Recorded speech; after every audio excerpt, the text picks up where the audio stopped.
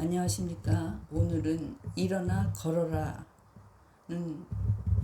말씀을 가지고 말씀 한번 전달해 보겠습니다.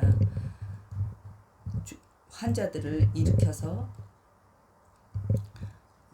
세우시는 데는 신약 성경에서 일어나 걸어라 두 번의 사건이 있습니다. 한 번은 예수님이 직접 하십니다. 중풍병자가 치료를 받기 위해서 예수님께 다가가고 싶지만 사람들이 너무 많아서 다가갈 수가 없었습니다. 그러자 친구들이 지붕으로 올라가서 지붕을 뜯고 자기 친구를 예수님 앞에 내려서 예수님 앞에 다가가게 합니다. 그러자 예수님께서 너희 죄를 사함을 받았으니 일어나서 네 침상을 가지고 너희 집으로 가라. 일어나 걸어라 말씀하여 주셨습니다. 이것을 본 많은 사람들이 너무나 놀랐습니다. 근데 오늘은 사도행전 3장 1절부터 10절까지의 베드로와 요한인 제자들이 사도가 되어 일어나 걸어라는 명령을 예수님 이름으로 하는 장면입니다. 우리가 말씀을 전할 때나 말씀을 들을 때나 항상 하나님의 말씀의 흐름을 따라서 말씀을 듣고 전해야 되는데 이 말씀이 나의 주관이나 내 생각대로 판단되고 좌우된다면 그것은 하나님의 말씀이 아니라 자기 본인의 그저 말이고 그저 본인의 생각일 뿐입니다. 그렇게 해서는 하나님의 의중을 우리는 알 수가 없습니다. 그러므로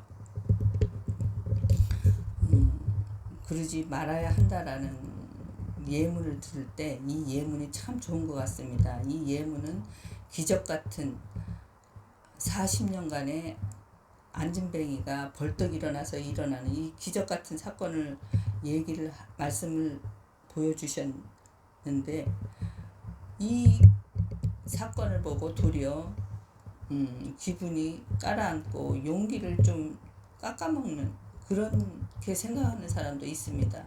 나는 저런 능력이 없는데 내가 말씀을 전할 수가 있을까?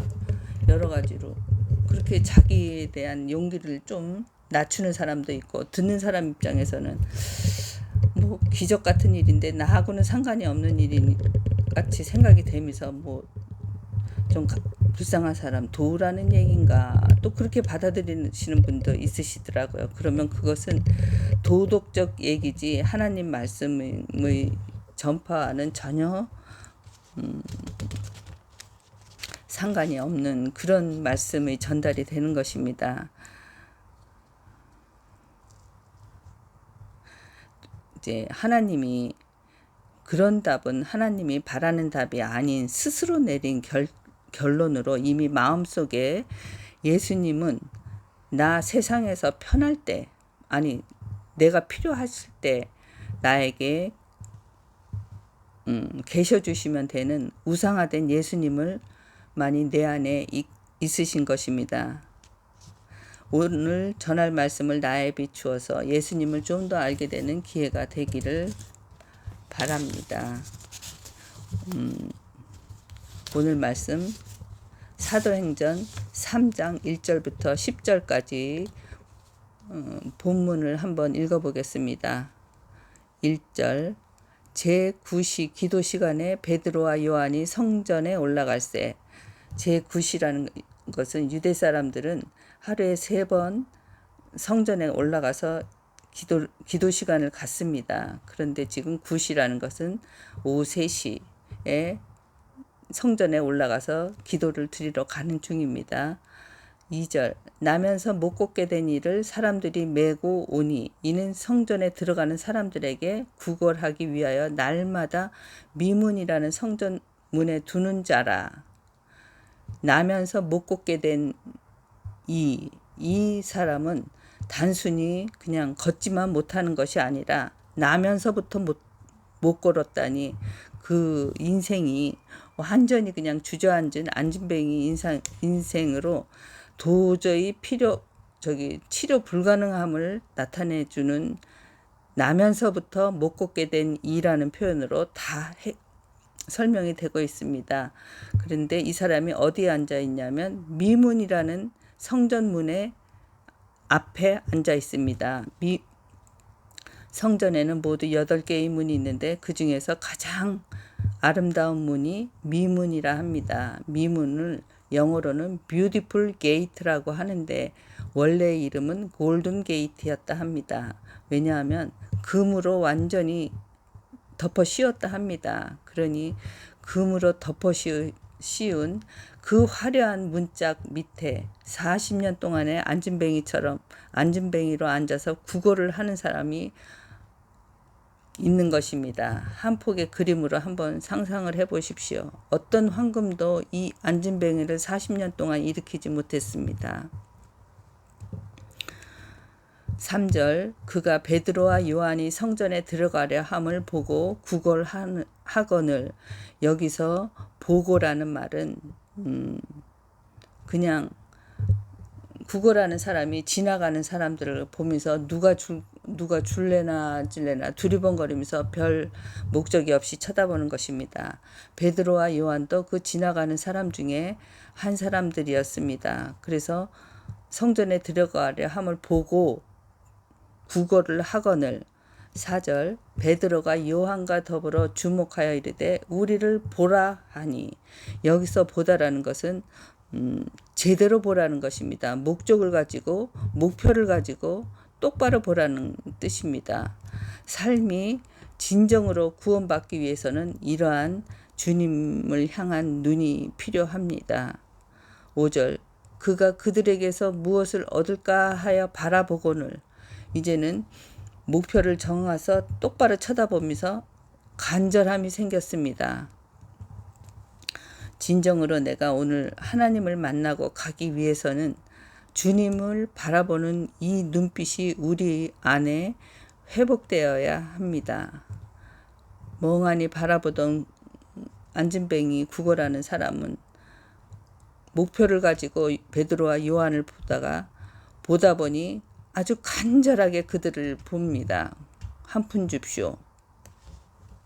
6절 베드로가 이르되 은과 금은 내게 없거니와 내게 있는 이것을 내게 주노니 나사렛 예수 그리스도 이름으로 일어나 걸으라 하고.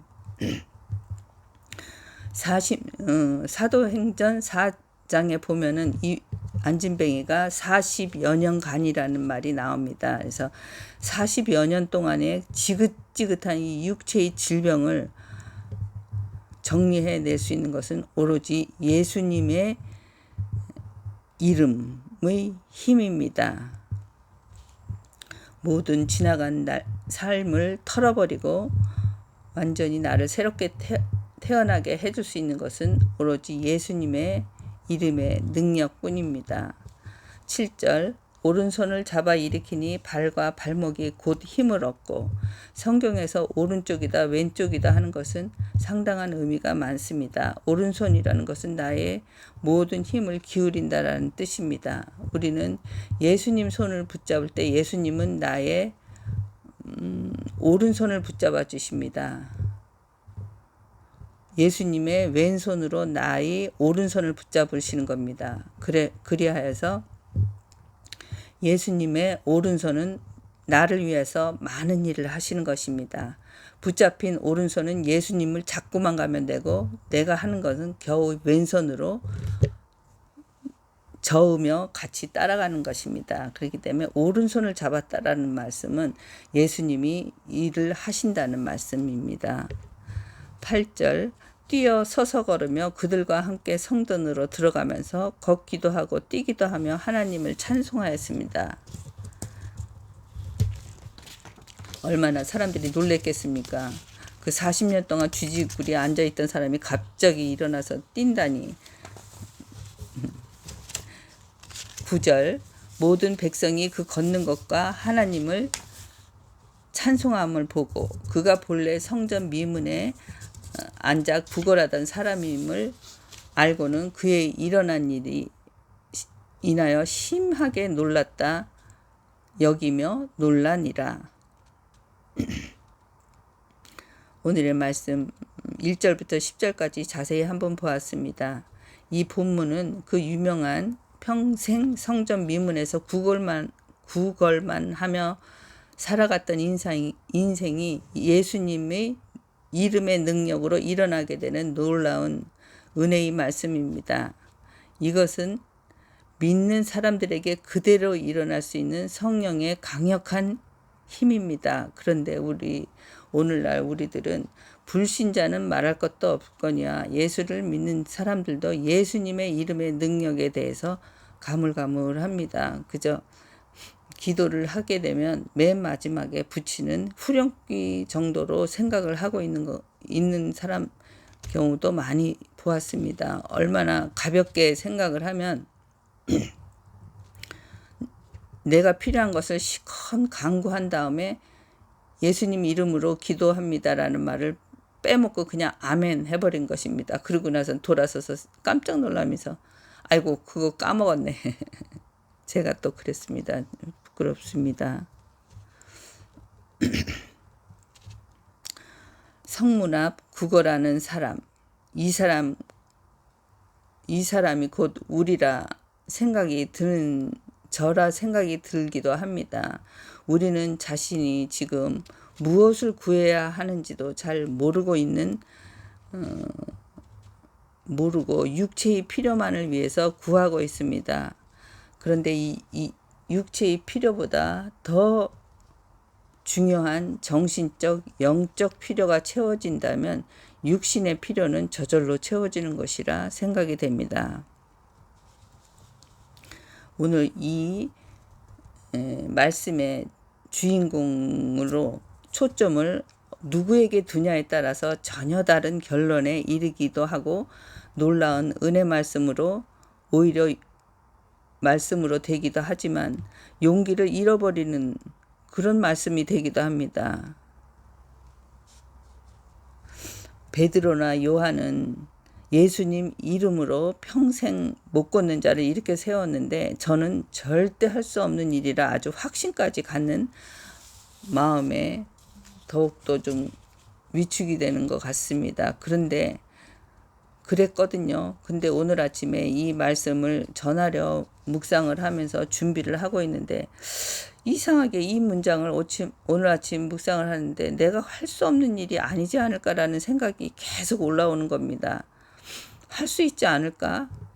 예수님 이름을 똑바로 믿으면 할 수 있지 않을까라는 생각이 계속 올라왔습니다. 주님 바라보는 눈을 똑바로 한다면 가능하리라 생각이 드는 것입니다. 예수님 이름으로 능치 못할 일이 없음이라는 구절만 계속 생각나는 것입니다.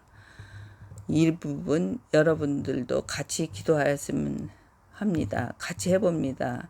예수님 이름으로 능치 못할 일이 없음이라. 예수님 이름으로 능치 못할 일이 없습니다. 예수님 앞으로 나와서 나의 모든 것을 내려놓는 그런 말씀 전달이 되었으면 합니다. 기도하겠습니다. 거룩하신 하나님 아버지, 예수 이름이 능력이 우리 안에 들어와 있으나 사용할 줄을 모르며 식어버렸으며 따분하게 느껴질 정도로 우리는 많이 하나님 앞에서 멀어져 있는 것 같습니다. 우리를 말씀 앞에 흔들어 깨워주시고 우리의 시선을 주님께 고정하여 주님 다시 찾게 하여 주시옵소서. 손을 내밀어 우리를 잡아 일으켜 세워주시옵소서. 이 무기력하고 나태하며 게으르고 교만한 삶의 자리에서 일어나게 하여 주셔서 예수 그리스도를 의지하여 새롭게 인생을 다시 출발하게 하여 주시옵기를 예수님 이름으로 기도하옵나이다. 아멘. 감사합니다. 오늘은 어저께까지 이제 갑자기 떠오르는 생각이 정말 시대의 종말이 오고 있지 않은가라는 생각이 문득 들었습니다. 그래서 한 사람이라도 더 전도를 해서 하나님 앞으로 가야지만이 되는 그런 사명이 더욱더 올라왔습니다. 그런 생각을 왜 갖게 됐냐면 예수님이 출애굽을 하도록 이스라엘 민족 200만을 홍해로 끌어낼 때 제일 먼저 에집트 사람들에게 한 재앙이 바다를 피로 물들게 하셔서 바닷물을 못 먹게 하였습니다. 바다에서 고기도 못 잡아먹고 고기가 다 죽으니 고기도 못 잡게 해야 했습니다. 하나님께서 맨 처음에 인간을 상대로 하신 첫 재앙입니다. 그런데 그저께부터 일본에서 원자력 그 고장난 후쿠시마 그 원자력물을 방류를 한다 합니다. 3년에 걸쳐 방류를 한다 합니다. 그러자 사람들이 이제 해산물은 끝났다라는 말을 대번에 하는 것입니다. 벌써 바닷가에 해물 그런 가게들이 모두 철수할 정도로 완전히 텅 빈 거리가 돼버렸다 합니다. 이번에 추석 때 조기를 팔으시려고 많은 포장을 해 놓았는데 그것도 모두 버리게 되지 않을까 엄청 걱정을 하고 계십니다. 저는 맨 처음에 그 재앙을 볼 때 바다를 피로 물들게 하여서 사람들에게 물을 못 쓰게 하였다라는 말을 어떻게 그럴 수가 있을까? 참 이상하다. 진짜? 이렇게 생각을 했었는데 정말 하나님께서는 그 바닷물을 못 쓰게 하셨습니다. 이제부터는 온갖 재앙이 있을 것입니다. 온갖 재앙은 벌써 캐나다, 호주, 인도네시아 그 큰 나라의 큰 산림이 일주일을 넘게 불이 나고 있습니다. 불이 났고 이제 겨우 끊어졌고 그 다음에 아프리카는 모든 나라가 군사 쿠데타가 일어나서 그런 난리가 없습니다. 지금 우리 한국의 서울에 지금 편안히 자다 일어나서 세수하고 화장실 쓰고 이 천국이 따로 없는 이 세상을 우리 살고 있습니다. 아무것도 모른 척하고 살고 있는 것이죠. 한 분이라도 더 예수님께 나와서 우리의 영혼을 우리 영생을 구할 수 있도록 전도를 해야겠는데 전도란 말씀을 전하는 것이지 제가 누구를 바꾼다거나 마음을 변하게 해줄 수는 없는 것 같습니다. 또 너무 또 제가 말씀을 잘 모르고 하다 보니까 그래서 참 마음이 짜릿하고 아픕니다. 나의 가족도 구원을 못하고 있는 제가 어떻게 이런 말씀을 전해도 되는지도 그러고 이 영상을 혹시 보시는 분이 계시다면 영생 구원을 위해서 예수님을 한번 영접해 보십시오. 또 다른 세계가 있습니다. 감사합니다.